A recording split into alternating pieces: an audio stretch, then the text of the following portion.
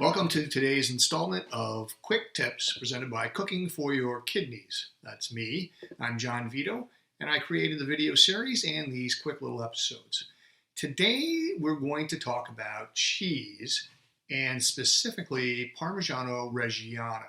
Real Parmigiano Reggiano comes from only certain regions in Italy.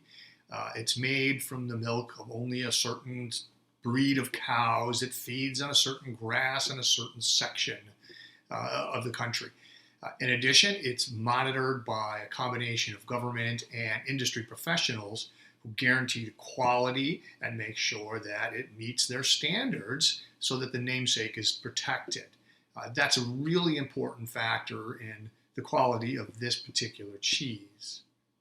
Parmesan, as we call it here in the States, doesn't necessarily have any of that monitoring and control mechanism. And as a matter of fact, those little cans that you may buy in the store aren't even Parmigiano Reggiano at all. And often they are made with a soft cheese like cheddar.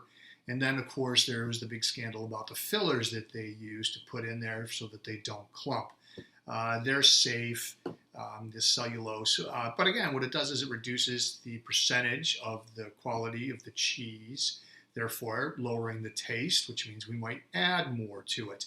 Now we're not just adding more of the lower phosphorus cheese, we're adding more of potentially a higher phosphorus cheese that we didn't know about.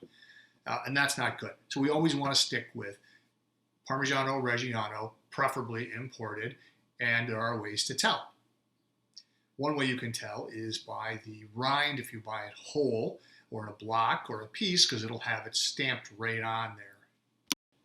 Even the grated Parmigiano Reggiano, the stuff that would come from Italy and is imported and controlled, they even add some anti-clumping agent into that, and it'll dilute the flavor a little bit.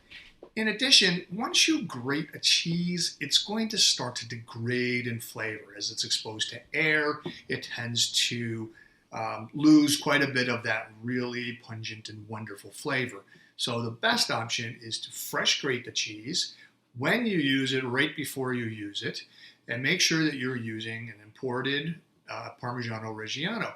And again, the cost issues are negligible, and sometimes they're even cheaper to buy it in a block form and the imported stuff. A, because you use less. B, because there's less processing from the company itself.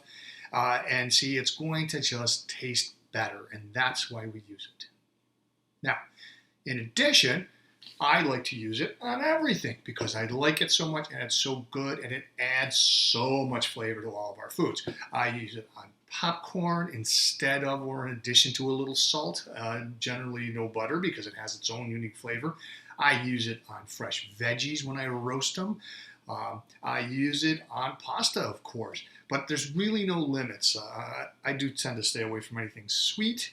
I don't put it in anything like that. But anything that you would use this type of cheese for, you would want to use the best quality cheese possible because it'll have the strongest and best flavor, and we will use less, lowering our levels of phosphorus. In addition, once I get down to the very end of that brick of cheese that I have used, and I just can't seem to get any more out of it, I take that, freeze it, and I freeze a bunch of them, and I use it in soups and stews. I take that little leftover bit at the end, drop it in there, and I cook it for a little while, and then it melts throughout the whole soup. It doesn't give it that cheesy, melty texture that you get from, say, a cheese soup, but it does add a wonderful flavor, especially to things like chicken soup or another vegetable soup.